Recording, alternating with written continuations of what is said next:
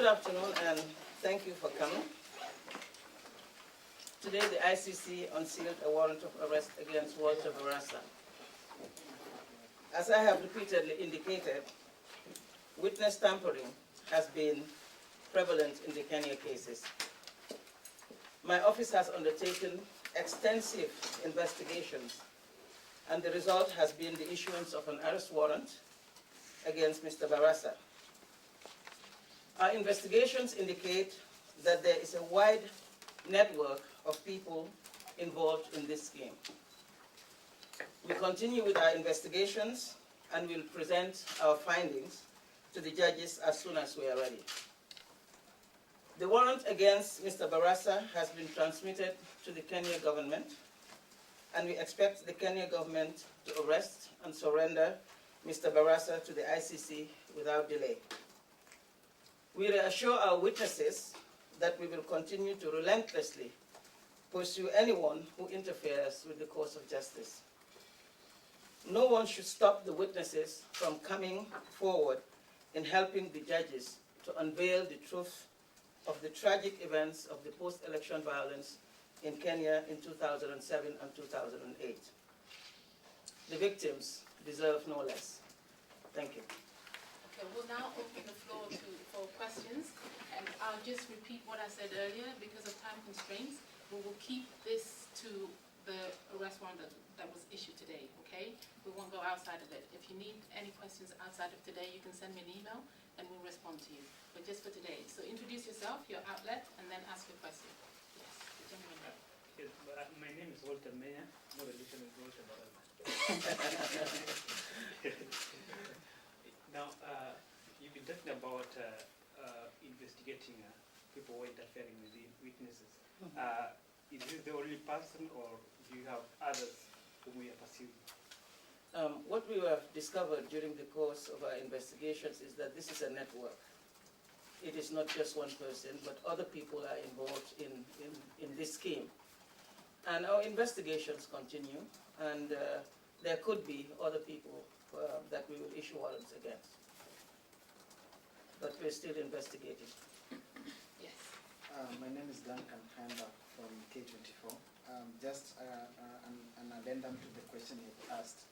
On the eve of the beginning of the trial, you said you expressed your frustration as the Office of the Prosecution on the witness tampering, and you promised that soon you are going to present the people you think they are as a result of this. And actually, we've seen before even a month elapses, you've already issued one, and maybe there's that anxiety, and maybe for it to act as a warning to others who are maybe involved.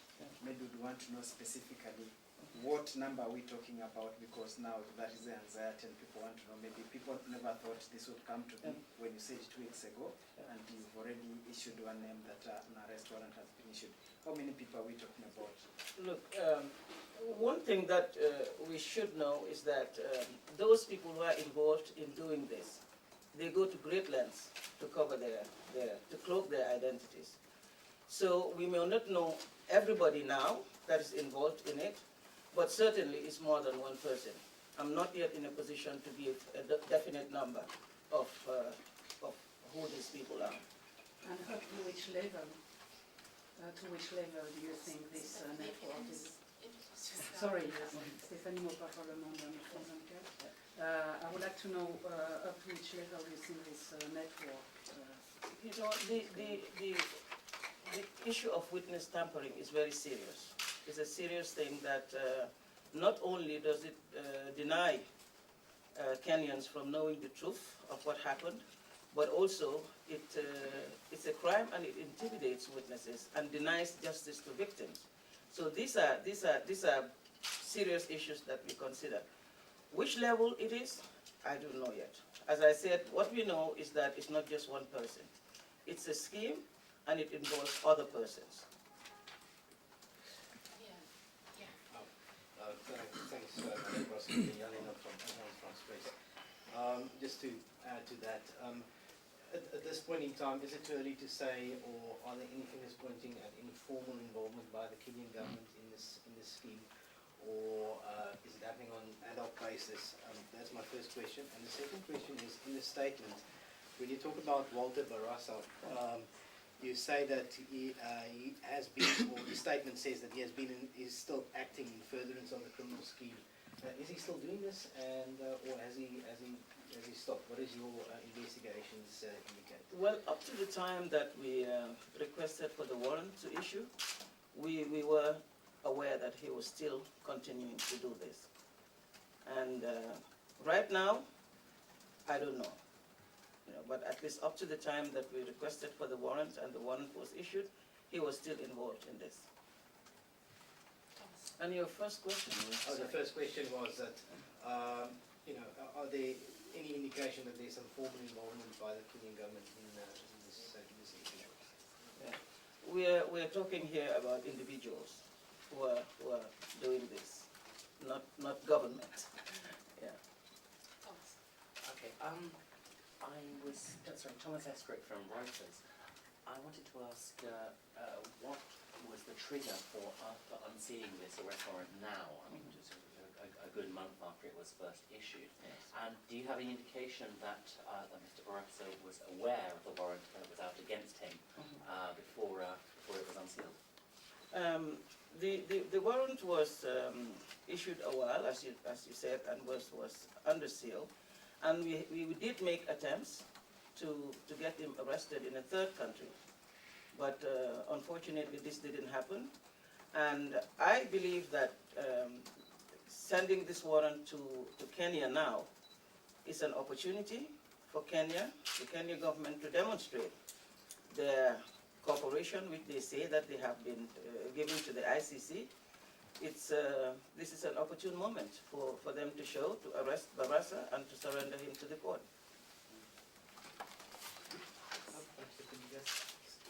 Excuse me, I'll come back to you.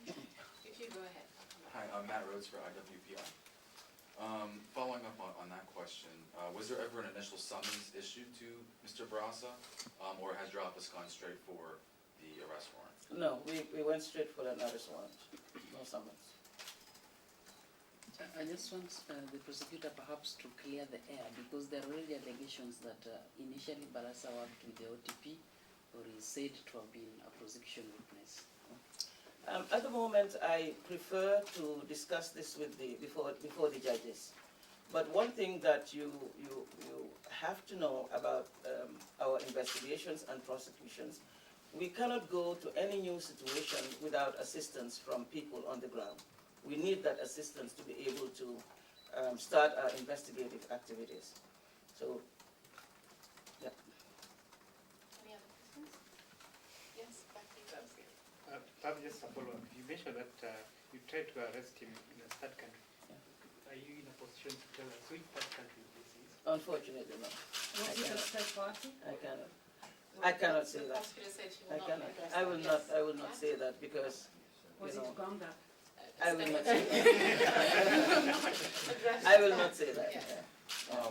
Was there any response from Mr. Barassa or any of his representatives to the arrest warrant?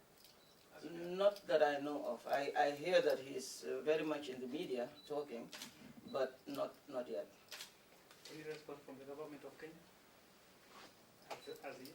This is an issue that the registry is dealing with. As you know, it's not my office directly, but I understand that the registry had made attempts to have actually served the warrant on the government of Kenya for execution.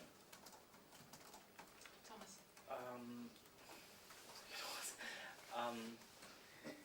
Let me think. Okay. Somebody else have a question, and I'll remember it. Two clarification, Madam Bensouda. One, the fact that there are allegations and people are claiming that maybe this is an attempt by the court to test waters if Kenya is ready to cooperate with the ICC in the wake of its move by the legislation that they pull Kenya out of ICC. Maybe, what do you say to that? Look, when we go before the judges, we just don't go on speculation. We go on evidence and on facts. And you have to remember that this is a serious crime. And this is something that has been interfering with the case, with our witnesses, at an unprecedented level. I had said that we are doing something about it. We will investigate these people and we will bring them before before the court.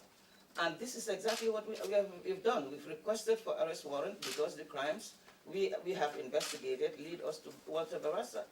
So I don't think that it is proper to just speculate that we are bringing this on any other basis apart from the fact that it's a crime that was committed. Madam Prosecutor, the arrest warrant speaks of 3 different witnesses. Could you just clarify the exact status of this crime in relation to 336, 536 and 256? From what I understand from the arrest warrant, in 2 cases he's actually made the bribe or has actually contacted the witnesses. In the 3rd case, he attempted to contact the witnesses. Is that correct in your understanding? You know, I think what I've said in my statement is clear, and we have the evidence. We've collected the evidence, and we will present this to the judges. You know, but the fact remains that he has both attempted, you know, and tried to influence our witnesses through bribes, offering bribes. They said that it was individuals who were involved in this network. But can you give me an idea about these individuals? Were they working for the state? Were they working for the government in any capacity? I don't know. I don't know. I'm not sure. There are individuals that definitely are involved in a network, and you know they're attempting to get to our witnesses. They're offering bribes to them. Were any people in a position to inform Barassa that he had an arrest warrant out against him? I don't know what you mean. Well, did he know that he had an arrest warrant out? Because he's apparently in hiding. I think we served it on the government, but I think he's been heard, I understand, in the media. Yeah. You know, so I think he must know. I don't know. How might he have known? How might he have found this out? If not The prosecutor will not speculate on that, Thomas, yes. I wanted to ask you a couple of questions, but I saw you were ready to answer the first one, so I had to pause. But 2 quick ones. Ideally, how it works, usually there are summons to appear, and maybe you would want to know why did initially arrest warrants are issued to people who are hostile or fail to cooperate with the court. Yes. So the question many are asking, why did the prosecution decide to go immediately for an arrest warrant without giving the said individual an opportunity to present themselves? And the second question, the first time Joshua Sang appeared here, it was like the first, the saying has been the first radio journalist. Now this is a print journalist, also the first, and the first one to appear before the ICC for influencing administration of justice. Is this a media warning or is it an onslaught to the media? What do you say on those 2? On the immediate going for the arrest warrant and what people are now saying it's like the media corner? I think first of all, I answer your second question first. We are going before the court based on crimes. Crimes that fall within the jurisdiction of the ICC. We are not going before the court for what the media publishes. Article 70 deals with obstruction of justice. And this is what we have presented to the judges for them to issue an arrest warrant. This is no onslaught on the media, but if journalists are committing crimes that fall within the jurisdiction of the ICC, they will be held accountable for that. With respect to your first question, you know, we make our own assessment, and we think that in this particular instance, an arrest warrant is more suitable. Any other questions? Walter Barassa knew the name of the witnesses because he was an intermediary working for the prosecutor. Correct? And as I said, we have investigated, we have collected evidence. The evidence has shown that Walter Barassa is interfering with our witnesses, and we've requested for an arrest warrant. The facts of the evidence that we've collected, we will present to the judges. Yes, I think if there's nobody else, but I can give out a chance if there's somebody who wants to ask, maybe before I ask another question. But there's one person called Ken Wafula, and he's on the weekend he said that he continues to be threatened. It's being alleged that he's working with the OTP, and he's repeatedly saying that his life is in danger. Maybe have you received such reports, and if yes, what communication has the OTP done via the registry to the Kenyan government as far as that sort of intimidation is concerned? With respect to witnesses, as you know, I think my stance is very clear again. Witnesses or non-witnesses, I don't discuss in the media. Okay, the last question from Matt. I'm sure this is a no, but could you comment? Could you comment on the types of evidence that has been collected so far, Mr. Barasa? This is not the forum to present it. I will do it before the judges. Okay. You were right. It's a no. And on that note, Madam Thank you. Prosecutor, do Yeah. you have anything else to add? Well, thank you very much for your presence. And You guys, if you need any additional information, additional clarities, Florence is here, Shamiso is also here. Please, as usual, we count on your support in reporting accurately what has been said here. So we'll count on you, and if you need clarifications, anything else, additional information, feel free to contact Florence, and through her, she's going to channel the questions to us and we'll be able to provide you with them. All right.